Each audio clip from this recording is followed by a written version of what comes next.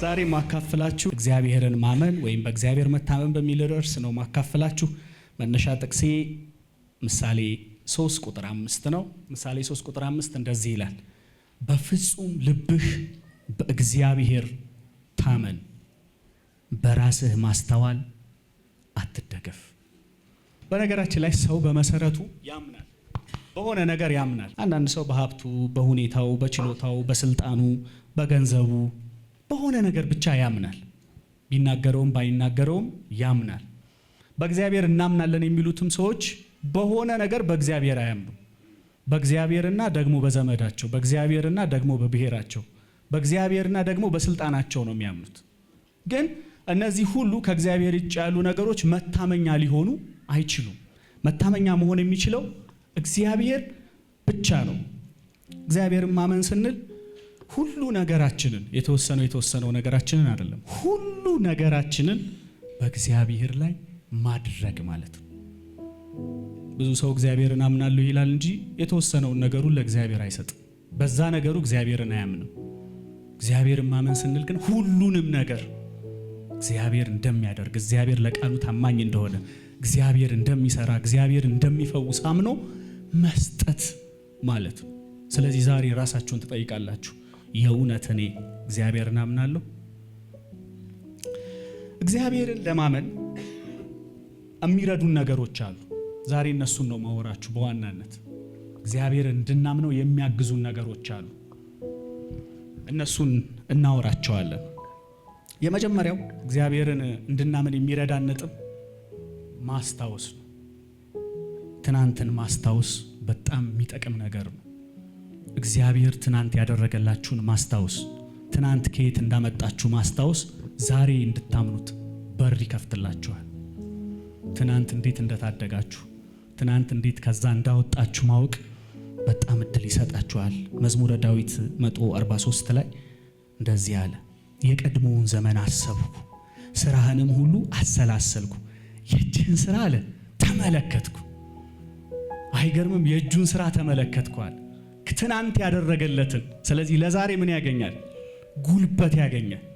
ትናንት እግዚአብሔር የረዳችሁን፣ ትናንት ታማችሁ፣ ትናንት ተጨንቃችሁ፣ ትናንት እንዴት ይሆናል ያላችሁትን ነገር ያሳለፋችሁትን ባሰባችሁ ጊዜ ለዛሬ እግዚአብሔር ለማመን ምክንያት ይሆናችኋል። ደግሞ እርግጠኛ ነኝ አምላኬን ያውቀዋለሁ፣ ለእያንዳንዳችሁ የሆነ ነገር ብዙ ጊዜ አድርጎላችኋል። እግዚአብሔር ያላረገለት ሰው አለ? የእግዚአብሔርን እጅ አልቀመስኩም የሚል ሰው አለ እዚህ ውስጥ? እንኳን የቅዱሳን ጉባኤ ውስጥ ሌላም ቦታ አይገኝም። እግዚአብሔር የሆነ ነገር አድርጎላችኋል። ይሄን የተናገረው ዳዊት ነው 143 ላይ። በነገራችን ላይ ዳዊት 143 ላይ ይሄን ነገር ሲናገር እግዚአብሔር ለዳዊት ብዙ ነገር እንዳደረገለት መቼም ታውቃላችሁና እነዛን ነገሮች በሙሉ እያስታወሰ ነው ለሚገጥሙት ፈተናዎች በሙሉ ስንቅ ሲያገኝ የነበረው ዳዊት። በነገራችን ላይ ዳዊት ጎልያድ ጋር ቻል ምንድነው ሊጋጠም በሄደ ጊዜ ሲቪ ያስገባ አሉት። ይሄን ሰውዬ አትችለውም፣ ይሄ በጦርነት ረጅም ልምድ ያለው ነው፣ አንተ ምንም ልምድ የለህም፣ ትንሽ ብላቴና ነህ ሲባል ምን አለ? እግዚአብሔር አለ አንበሳና ድብ በጎቼን በወሰደ ጊዜ ይዝና አለ ገነጥለዋለሁ። ለነዛ ለአንበሶቹና ለድቦቹ ያልሳጠኝ እግዚአብሔር ለዚህ ላልተገረዘ ፍልስጤማዊ አሳልፎ አይሰጠኝም። አሜን። ይሄ እግዚአብሔር አሳልፎ አይሰጣችሁ። አሜን። አሁን በጨነቃችሁ ነገር ያድናችሁ። ከዛ ምን እንዳለ ታውቃላችሁ? አሳልፎ አይሰጠኝም ማለት። ልክ ዳዊትም ጋር ሲጋጠም ምንድነው ጦር ልበስ፣ ምንድነው ካባ ልበስ፣ ምንድነው ምናምን ሲል አልፈተንኩትም ማለት። ቃል በቃል እንደዚህ ነው የሚለው የ1954 ትርጉም። አልፈተንኩትም ማለት። የፈተንኩት ግን አለ። የፈተንኩት አለ። ምን ፈትኗል? እግዚአብሔርን ፈትኗል። ከዛ ዳዊት ምንድነው ጎልያድ ጋር ሄዶ ምን እንዳለው ታውቃላችሁ? በተገዳደድከው በእስራኤል አምላክ ስም መጣብሃለሁ። ምን ሆነ እንዳትሉኝ፣ ከዛ በኋላ ባናቱ ደፎ በምን ተማምኖ እግዚአብሔርን። አይገርምም? ከዛም በፊት ዳዊት ልክ እንዲህ አይነት ልማድ ነበረው። ከተቀባ በኋላ ቀጥታ ምንድነው መሲንቆ ተጫዋች ነው የሆነው ለሳኦል። እና ሳኦል የሆነ ጊዜ ጦር አንስቶ ወረወረ። ከዛስ እግዚአብሔር አስመለጠው ከዛ ከጦር። አገራችን ዘማሪ ይህንን ነው የዘመረው። ለብዙ ዘመናት ጦር ከእጁ ያልተለየው ወርውሮ የማይስተው ዳዊት የተባለው ምንድነው ሳኦል የተባለው ዳዊት ላይ ወርውሮ ለምንድን ነው የሳተው ይልና ምን ይላል? አዝኖለት አይደለም፣ እግዚአብሔር ጋርዶት። አሜን። ጋረደው እግዚአብሔር፣ እየጠበቀው ነው እግዚአብሔር። የሚገርመኝ ዳዊት ከዛ በኋላ ልክ ከተቀባ በኋላ ጎልያድን ካሸነፈ በኋላ ተዘፈነለት አይደለ? ምን ተብሎ ተዘፈነለት? ዳዊት ምንድነው እልፍ ገደለ፣ ሳኦል ሺህ ገደለ ተብሎ ተዘፍኖለት ከዛ ቀጥታ ምንድነው የሆነው? ወደ ስደት ነው የሆነው። ብዙ ሰው ሚልኮልን የሚያውቃት አምልኮ ላይ ነው። በአምልኮ ስለተቃወመች ነው ራቁቱን። ግን ሚልኮን በጣም ትልቅ ስራ ሰርታ ነበረ። አባቷ ሊገለው በፈለገ ጊዜ የፍየል ጠጉር አስተኝታ ተኝቷል፣ አሞት ተኝቷል አለችው ለሳኦል። ሳኦል እንዳል ታውቃላችሁ? እገለው ዘንድ ከናልጋው እስኪ ድን እንኳን አልጠብቀው እኮ አላለም። ከናልጋው ተሸክማችሁ ምን አለ? አምጡልኝ። ከዛስ በመስኮት ላከችው። ከዛ የስደት ላይፉ ጀመረ። እንደዛም ሆኖ ዳዊት ምን እንደሚል ታውቃላችሁ? ምላሴ ጽድቅህን ሁልጊዜ ምስጋናህን ይናገራል። የምናገረው አንድ ነገር ነው አለ። ምላሴ ጽድቅህን ሁልጊዜ ምስጋናህን። ቀብተኸኝ የለ ወይ? መቼ ነው የኔ መከራ የሚያበቃው? ኖ እንደዛ አላለ። ምን አለ? ምላሴ ጽድቅህን ሁልጊዜ ምስጋናህን ይናገራል። የዳዊት መከራ እዚህ ጋር ብቻ አለ። በቃ ባይዘዌ ከዚህ ከተሰደደ በኋላ ሚልኮን ካስመለጠችው በኋላ ቀጥታ የሄደው አንኩስ ነው። አንኩስ ጋር ሄደ። ንጉስ አንኩስ ጋር ሲሄድ የአንኩስ ባሪያዎች ያዙታ። ከሳኦል ጋር መታረቂያ ሊያደርገ ሊገለን ሲሉት ምን አረገ? እብድ መስሎ አመለጠ። ጅል መስሎ እብድ መስሎ አመለጠ። መዝሙር 3 ላይ የጻፈው ይሄን ነው። እግዚአብሔር አለ መታመኛዬ ነው፣ አንተ ግን ክብሬ ነህ አለ። ክብሬንና ራሴን ከፍ ከፍ የምታደርግ አለ አንተ ነህ። ልክ አቤሜሌክ ከሄዶ የአቤሜሌክን ሰዎች ገደለ። ከዛ ተመልሶ ቀጥታ የት መጣ? አዶላ መጣ። የአዶላ ዋሻ መጣ። የአዶላ ዋሻ ነገሩ ተመሰራት ጀመረ። እዛም አመስጋኝ ነበር ዳዊት። በነገራችን ላይ አዶላ እያለ እናትና አባቱን እንኳን የሚያደርግበት አልነበረውም። በሞአብ ምድር ሂዶ እናትና አባቴን አደራ ብሎ ሰጥቶ ነው አዶላ ዋሻ የገባው። እግዚአብሔር ምን ያህል እንደሚያምነው ለእናትና አባቱን ሲሰጥ ለሞአብ ንጉስ ሂዶ እኔ እንግዲህ እግዚአብሔር ምን እንዳመጣብኝ አይደለም ያለው። ሰጠውና እግዚአብሔር ምን እንደሚያደርግልኝ እስኪያሳየኝ ድረስ ያ ቀን እንደሚመጣ ያውቃል። ዛሬ ለእናንተ ያ ቀን ይመጣል። እግዚአብሔር ምን እንደሚያደርግልኝ እስኪያሳየኝ ድረስ አለ። እናትና አባቴ አንተ ጋር ይሁን ያውቃል። እግዚአብሔር መቼም ትቶ እንደማይተው ያውቃል። ለምን እንዳወቀ ታውቃላችሁ? ትናንት ለነዛ ለድቦቹ አሳልፎ አልሰጠውም። እዛ ያልጣለው እግዚአብሔር እዚህ አዶላ መጥቶ እንደማይጥለው ያውቃል። ከአዶላ 400 ሰው ነገሩ መሰራት ጀመረ። ግብር ያለበት፣ ዕዳ ያለበት፣ ችግር ያለበት ሁሉ ተሰበሰበ። 400 ሰው ሰብስቦ እነዚህ ናቸው ባይዘው በኋላ የዳዊት ኃያላን የሆኑት። አይገርምም? ዛሬ የሆነ ነገር የሚያስጨንቃችሁ ካላችሁ፣ ችግር ውስጥ ሆናችሁ የመጣችሁ ካላችሁ፣ ልክ እንደዚህ ሳል እንደተጠቀሱት ሰዎች የዳዊት ኃያላን እንደተባሉት እናንተም ኃያላን ትባላላችሁ። ኃያል ሰው ትባላላችሁ። አሁን ዕዳ እንዳስጨነቃችሁ፣ ችግር እንዳስጨነቃችሁ፣ መከራ እንዳስጨነቃችሁ አትቀሩ። እነዚህን 400 ሰዎች ይዞ ትንሽ ቆይቶ ዳዊት አሁን ምንድነው ሳኦል አሁንም በቃ በዚህ ሲያሳድደው አንድ ቀንማ ይገለኛል አለ። ጌታዬ አላል አንድ ቀን ይገለኛል፣ ስለዚህ ልሰደዳል። አይገርምም? 11 ዓመት ነው የተሰደደው። 11 ዓመት ሶሊድ 11 ዓመት 2 ቀን 3 ቀን ተቀብቷል። ጌታዬ ቀብተኝ ነው እንደዛ አይደለም ያለው። ቀጥታ ሄደ። የተሰደደው ደግሞ ኖርዌይ፣ አሜሪካ፣ ስዊድን፣ ካናዳ አይደለም፣ የጠላት ምድር፣ እነዛ ያስጨነቃቸው ሰዎች ምድር ሂዶ አንኩስ ጋር ሂዶ ጲቅላግን ሰጠው ይላል። አንኩስ የሆነች ከተማ ሰጠው። በቃ እዛ ኖር ብሎ ሰጠውና ለዘላለም ባሪያ ይሆንልኛል። ዳዊት ለዘላለም ለፊሊስጤማውያን ባሪያ ሲሆን እግዚአብሔር እያለ አይገርማችሁ? ለዘላለም ባሪያ ይሆንልኛል ብሎ እዛውቶ የዳዊት መከራ እዚህ ጋር ራሱ አላበቃም። አይገርም? ይሄ በቂ አልነበረም መከራ ለመቅመስ። በጣም የሚገርማችሁ የሆነ ጊዜ 11 ዓመት ከቆየ በኋላ ሊዋጋ ከአንኩስ ጋር ሄደ። ሲመለስ ፊሊስጤማውያን አማልቃውያን መጥተው ሙሉ ለሙሉ ከተማዋን አውድመዋት የዳዊትን ሚስቶች ምናምን ይዘው ሄደዋል። የኔ መከራ መቼ ነው የሚያልቀው አላለም ዳዊት። ያውቀዋል ልጁ። ምን አለ መሰላችሁ? ልውጣን ደርስባቸዋለሁ ሆነ ጌታ ሆይ አለው። ውጣ አለው። ደረሰባቸው ይልና የሱ ሚስቶች ብቻ አይደለም ብዙ ምርኮ እዛ እንደውም የደከሙት ወንዝ አንሻገርም ላሉት ሰዎች በሙሉ ምርኮ ይዞላቸው መጣ። እዚህ ጋር ብቻ አይበቃም የዳዊት ባይዘው። ከዛ ሳኦል ሞተ። እንደምታውቁት ሳኦል ከሞተ በኋላ አብያታር የዳዊትን የሳኦልን ልጅ አንግሶ፣ አንዳንድ ሰው በማያገባው ነው የሚፈተፍተው። ኢያቡስቴንን አንግሶ እንደገና ደግሞ እገዳደራለሁ ብሎ ተነሳ። ዳዊት ኬብሮን መጥቷል ያኔ። ከዛ የሆነ ሆነ፣ ተሸነፉ፣ ነገሰ። ዋቴዴ የመንገሻ ወራታችሁ እየመጣ ነው። አሜን። ባስጨነቃችሁ ነገር ላይ ትነግሳላችሁ። እንደዚህ እንደሆነ አይቀጥልም፣ እንነግስበታለን። ከዛ ልክ ዳዊት ሲነግስ ጌታ ሆይ አመሰግናለሁ ምናምን ብሎ ተቀብቶ፣ እኔ በጣም ነው የሚገርመኝ። ባይዘዌ ጲቅላግ ላይ አንድ ያላት ነገር አለችና ዳዊት ግን በአምላኩ በእግዚአብሔር ልቡን አበረታ። ሚስቶቹ ተወስዶ እኮ በአምላኩ በእግዚአብሔር ልቡን አበረታ። እግዚአብሔርን አኮረፈ፣ እግዚአብሔር ላይ ተነጫነጨ፣ እግዚአብሔርን ተሳደበ፣ እግዚአብሔርን ተራገመ አይልም። ድሮ ከብት ጠባቂ ሆኜ ብቀር ኖሮ እስካሁን ብዙ ከብት ይኖረኛል አይደለም ያለው። በአምላኩ በእግዚአብሔር ልቡን አበረታ። ልክ እዚህኛውም ጋር ይመለስና ሁለተኛ ሳሙኤል 5 ላይ ዳዊት በእስራኤል ላይ ነገሰ ይልና ዋው ትላላችሁ አይደለ? ነገሰ። ገጹን እንደዚህ ግልጥ ስታረጉት ዳዊት እንደነገሰ በሰሙ ጊዜ ፊሊስጤማውያን ሁሉ፣ ደግሞ ሁሉ ነው የሚለው፣ እኔ ደጋግሜ ያየሁት ሁሉ፣ እንግዲህ የሚዋጋው ሰው በሙሉ ዳዊትን ሊያጠቃ መጣ። ገና ነገሰ እኮ ነው። ጦር ሰራዊት አልሾመ፣ ኮማንደር አልሾመ፣ ቺፍ ኦፍ ስታፍ አልሾመ፣ ድሮን አልገዛ፣ መድፍ አልገዛ፣ ገና ተሾመ። እስራኤል ላይ ነገሰ። ዳዊት ነገሰ። አዎ ሂድና ጥቀው ብለው እንዳለ ተሰብስበው መጡ ሁሉም ፊሊስጤማውያን። ከዛስ ዳዊት አረ መቼ ነው የምታሳርፈኝ ጌታ ሆይ? አይደለም ያለው፣ ያምነዋል እግዚአብሔር። ልውጣን አለው። ውጣ አለው እግዚአብሔር።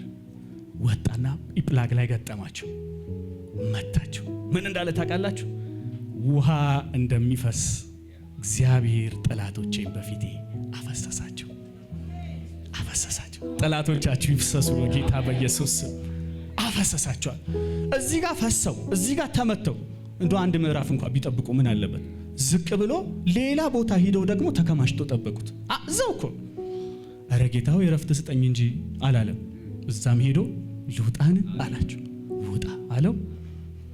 እዛም መታቸው። ይሄ ሁሉ አልፎ ዳዊት በስተርጅናው ዘመን ለእግዚአብሔር ቤተ መቅደስ ሊሰራ ተነሳ።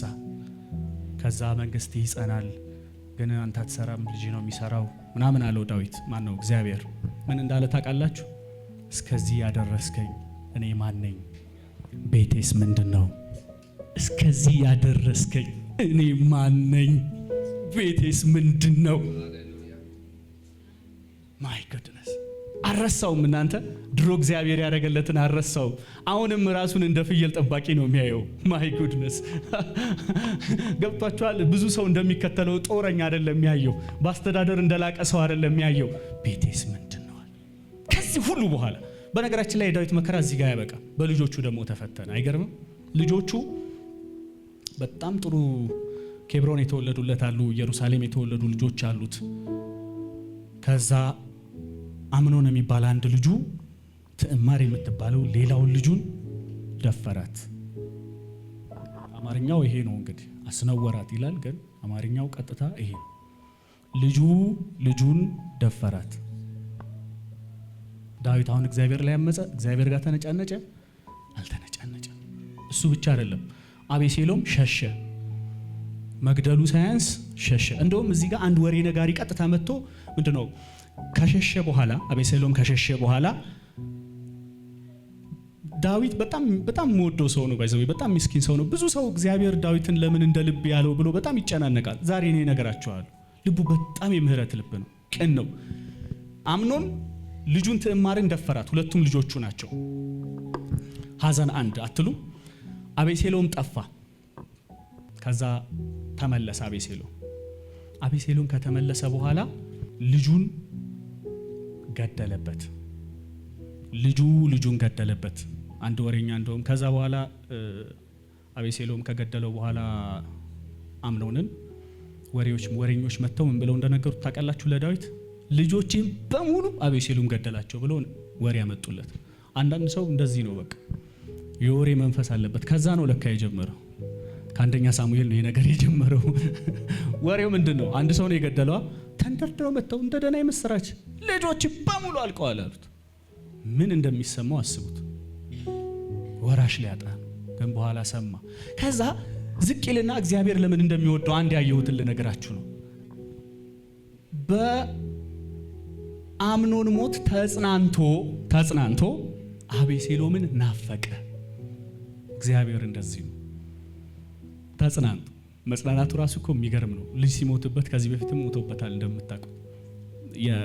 ከሰለሞን በፊት የተወለደው ሞቶበት ነበር። እዚህኛው ላይ ምን እንደተጻፈ ታውቃላችሁ? ሌላ ናፈቀው።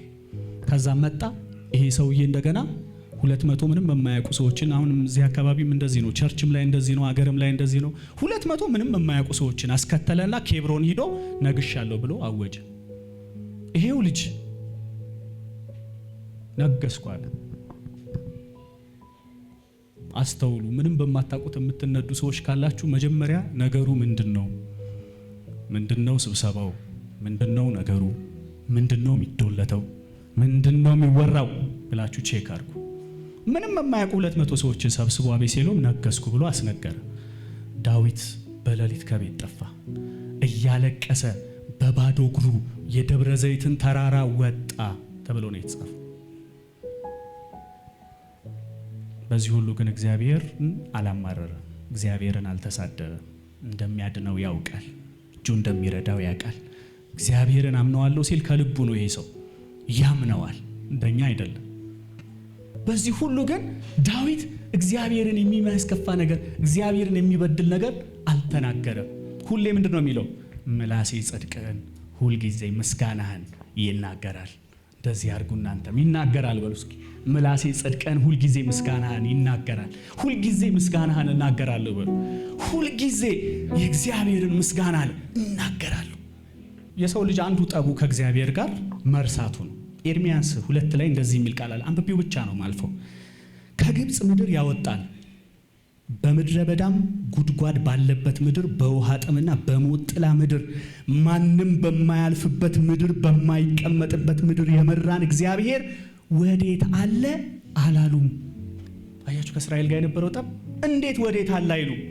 ይህንን እግዚአብሔር ዝቅ ይልና ካህናቱም እኮ ነው የሚለው። እሺ ህዝቡ ይተው፣ ህዝቡ ይተው። ካህናቱ እግዚአብሔር ወዴት አለ አላሉም። ካህናቱ ራሳቸው ዝቅ ይልና እንደዚህ ይላል፣ ከጥንት ጀምሮ ቀንበርሽን ሰብሬያለሁ፣ እስራትሽንም ቆርጫለሁ። አሜን አትሉም እንዴ? ቀንበርሽን ቆርጫለሁ፣ እስራትሽንም ቆርጫለሁ። አንቺም አለ አላገለግልም አልሽ፣ ነገር ግን ከፍ ባለው ኮረብታ ሁሉ ላይ ከለምለም ዛፍ በታች ለማመንዘር ተጋደምሽ። ከጥንት ጀምሮ ቀንበርሽን ሰብሬያለሁ፣ እስራትሽንም ቆርጫለሁ። እዚህ ውስጥ እስራቱ ያልተሰበረለት ሰው እኮ የለም። ቀንበሩ ያልተቆረጠለት አገልጋይ አለን? እንደኛ አለን? ነብይ የለም። ቀንበርሽን ቆርጬ እስራትሽን ፈትቻለሁ፣ አንቺ አላገለግልም አልሽ። በጣም ወዶ ቃል ነው። በደንብ ስሙኝ። ይሄንን ኤርምያስ 2:27 ላይ እንደዚህ ይላል፣ ግንዱን አባቴ ነህ፣ ድንጋዩንም አንተ ወለድኸኝ ይላሉ እስራኤላውያን። ምን እስራኤላውያን? እኛ። ግንዱን አንተ አባቴ ነህ እግዚአብሔር እያለ ማለት ነው። ድንጋዩንም አንተ ወለድከኝ ይላሉ። ፊታቸውን ሳይሆን ጀርባቸውን ሰጡኝ። በመከራቸው ጊዜ ድንጋዩ ጋር ሄዱ። በመከራቸው ጊዜ ግን አለ ተነስተህ አድነን ይላሉ። እግዚአብሔር ይታደገን። አሜን። እግዚአብሔር ይታደገን። ሂድና ይህን ቃል ወደ ሰሜን ተናገር፣ እንዲህ በል፣ ከዳተኛይቱ እስራኤል ሆይ ተመለሽ፣ እግዚአብሔር መሐሪ ነኝና ለዘላለም አልቆጣምና በአንተ ላይ ፊቴን አላደርግም ይላል እግዚአብሔር ይላል። መመለስ ይሁንልን። አሜን። መመለስ ይሁንልን። አሜን። ይሄንን ጌታ ማገልገል ይሁንልን። አሜን። እግዚአብሔር እንደማገልገል ያለ መልካም ነገር የለም። አሜን። ቀንበራችንን ለቆረጠው ሰው እንኳን እንታዘዛለን። ለሆነ እንኳን የሆነ ነገር ለጋበዘን ሰው እንኳን እኮ ስናሸረግድ ምናምን በጣም ሰዎች እንደዛ ነው።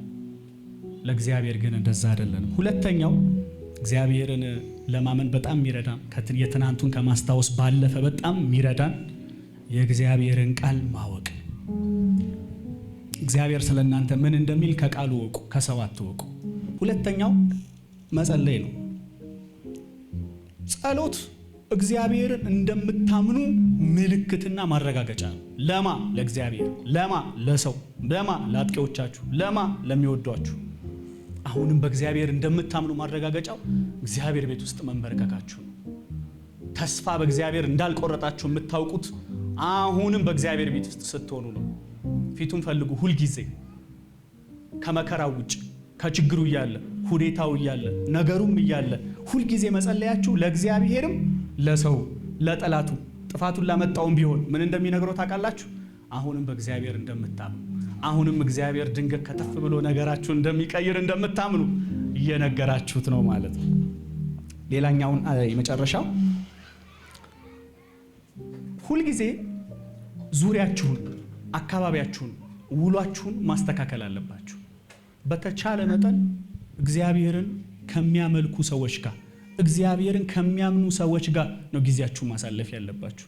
እዚህ ቻርጅ ተደርጋችሁ ሂዳችሁ እግዚአብሔርን የማያምን ሰው ጋር ብታውሉ ያፈስባችኋል። ስለዚህ እግዚአብሔርን ማመን እንዳትችል ያደርጋል። ብረት ብረትን ይስለዋል ይላል መጽሐፍ ቅዱስ ምሳሌ ላይ። ባልንጀራ ባልንጀራውን ይስለዋል። አሁን ጥቅሞቹን እናወራና እንጨርሳለን። እግዚአብሔርን የማመን ጥቅሞች፣ እግዚአብሔርን የማመን ጥቅሞች ብዙ ጥቅም ነው ያለው። እኔ ግን አራቱን ብቻ ነግራችኋለሁ። የመጀመሪያው ጥቅም ሰላም ታገኛላችሁ፣ እረፍት ይሆኑላችኋል። ዛሬ ሰላም አጣን፣ እረፍት አጣን፣ ተጨናነቅን፣ ተቸገርን የምትሉ ሰዎች ካላችሁ የምስራች አለኝ። ይሄ እግዚአብሔር እረፍት ይሆንላችኋል። መጽሐፍ ቅዱስ ሲናገር በአንተ ላይ ታምናለችና አለ። በአንተ ለምትደገፍ ነፍስ ፈጽመህ በሰላም ትጠብቃታለህ። በሰላም ትጠብቃታለህ። ጌታ እግዚአብሔር የዘላለም አምባ ነው። ሁለተኛው የምታገኙት ነገር መለኮታዊ ምሪትና መከናወን ታገኛላችሁ። ብዙ ሰው አልከናወን አለኝ ይላል የሚል የለም እዚህ ውስጥ። መጽሐፍ እንደሚል ታውቃላችሁ? እግዚአብሔርን እመኑ፣ እግዚአብሔር ያከናውንላችኋል። መዝሙር 37 ላይ እንደዚህ ይላል፣ በእግዚአብሔር ታመን፣ መልካምን አድርግ፣ በምድሪቱ ተቀመጥ፣ ዘና ብለህ ተሰማራ። እስኪ ዘና ብዬ ተሰማራለሁ በሉ። ዘና ብዬ ሪላክስ አድርጌ በቃ ተከፍሏል፣ ጉዳዩ ተጠናቋል፣ እግዚአብሔር በቀኝ ነው ያለው፣ ምንም የሚያሳስብ የሚያስፈራ ነገር የለም። አሜን። ዘና ብዬ አለ ሰማራለሁ፣ ወይም ዘና ብለህ ተሰማራ ይለና በእግዚአብሔር ደስ ይበልህ፣ የልብህን መሻት ይሰጥሃል፣ መንገድህን ለእግዚአብሔር አደራ ስጥ፣ በእርሱ ታመን ይልና እርሱም ያከናውንልሃል ይላል። ዛሬ ነገር አልከናወነ ያላችሁ ሰዎች ካላችሁ የምስራች አለ ለእናንተ። እግዚአብሔር ያከናውንላችኋል። እግዚአብሔር ነገራችሁን ያከናውንላችኋል። ሶስተኛው ነገር ለነገ ተስፋ ይሆናችኋል። በእናንተ የማስባትን ሐሳብን ያውቃለሁ፣ ፍጻሜው ተስፋ ሰጣችሁ ዘንድ የሰላም ሐሳብ ነው ይላል። ተስፋ ብዙ ተስፋ የሚሰጥ ነገር የለም። በተለይ በዚህኛው ዘመን ተስፋ የሚሰጥ ነገር የለም። ሁኔታዎች ቶሎ ቶሎ ይቀያየራሉ። ሚዲያው በየቀኑ ሌላ ነገር ያወራል። አንድ ነገር ግን አለ። በእግዚአብሔር ካመናችሁ ተስፋ አላችሁ። በእግዚአብሔር ካመናችሁ ተስፋ በእርግጥ አላችሁ። አሜን። ተስፋ አላችሁ። ትንቢተ ኤርምያስ ላይ ደግሞ ሌላ ቃል አለ። እዚህኛው ጋር አንድ ደግሞ ሌላ ኳሊቲ አለ። ትለመልማላችሁ። እግዚአብሔር ራሱ ነው ማተር የሚያደርገው ነገር። መጽሐፍ እንደዚህ ያለ የእግዚአብሔር የታመነ እምነቱን በእግዚአብሔር የሆነ ሰው ብሩክ ነው ይልና በውሃ አጠገብ እንደተተከለ በወንዝ ዳር ስሩን እንደሚዘረጋ ሙቀትም ሲመጣ እንደማይፈራ ቅጠሉም እንደሚለመልም በደረቅም ዓመት እንደማይሰጋ ፍሬውም እንደማያቋርጥ ዛፍ ይሆናል። አሜን። መለምለም የሚፈልጋለ እዚህ ውስጥ ማፍራት የሚፈልጋለ። ሁልጊዜ ዝናብ እየጠበቃችሁ አትችሉትም። በእግዚአብሔር አጠገብ ተተከሉ። እግዚአብሔር ያለመልማችኋል። እግዚአብሔር ያለመልማችኋል። ልክ ምን እንዳል ታውቃላችሁ? በደረቅ ምድር እንደተተከለቻል ፍሬዋን በየጊዜው እንደምትሰጥ ዛፍ ይሆናል። የመጨረሻው ለዛሬ የመጨረሻው መለኮታዊ ጥንካሬና ብርታት ታገኛላችሁ። መለኮታዊ ብርታት ታገኛላችሁ። መጽሐፍ ቅዱስ ኢሳይያስ 40 ላይ እንደዚህ የሚል ቃል አለ። አላወክምን? አልሰማህምን? እግዚአብሔር የምድር ዳርቻ ፈጣሪ ነው። የዘላለም አምላክ የምድር ዳርቻ ፈጣሪ ነው። አይደክምም፣ አይታክትም፣ ማስተዋሉ ማለት አይመረመርም። ለደካማው ኃይልን ይሰጣል፣ ጉልበት ለሌለው ጉልበትን ይጨምራል። ብላቴኖች ይደክማሉ፣ ጎበዛዝርቶችም ያረጃሉ ይልና ፈጽመው ይወድቃሉ ይልና እግዚአብሔርን በመተማመን የሚጠባበቁ ግን ከዛ ፊት ቀደም ብሎ እንዳል ታውቃላችሁ? ጎበዛዝርቶች ያረጃሉ አለ። አዎ ያረጃሉ፣ አይተናል። ብላቴኖች ይደክማሉ፣ ይታክቱማል፣ ይወድቃሉ አለ።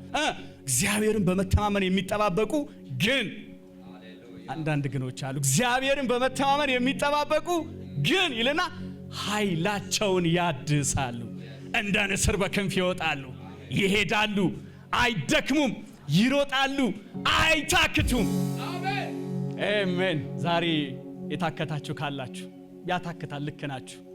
መጽሐፍ ተናግሯል፣ ጎበዛዝርቱ ያረጃሉ ይላል፣ ፈጽመው ይወድቃሉ ይላል። ወጣቶቹ ብላቴናችሁ ይደክማሉ፣ ኖርማል። ከዛስ እግዚአብሔርን በመተማመን የሚጠባበቁት ግን እነርሱ አለ እንደ ንስር በክንፍ ይወጣሉ። አሜን። እንደ ንስር በምን በክንፍ ይወጣሉ። እግዚአብሔርን ማመን ይሁንላችሁ። አሜን። እግዚአብሔርን ያመነ ሰው ብዙ ጥቅም ነው የሚያገኘው። እኔ የዘረዘርኳቸውን 5-6 ጥቅሞች አይደለም እልፍ ጥቅሞች ነው የሚያገኘው። እግዚአብሔርን ማመን ይሁንላችሁ። እግዚአብሔርን ስታምኑት መዝሙር ይሆንላችኋል። እግዚአብሔርን ስታምኑት ዝማሬ ይሆንላችኋል። እግዚአብሔርን ስታምኑት ብዙ ነገር ነው የሚሆንላችሁ። የሆነ ነገር አይዛችሁም፣ የሆነ ነገር አይገዳደራችሁም፣ የሆነ ነገር ይዞ አያስቀራችሁም በጌታ በኢየሱስ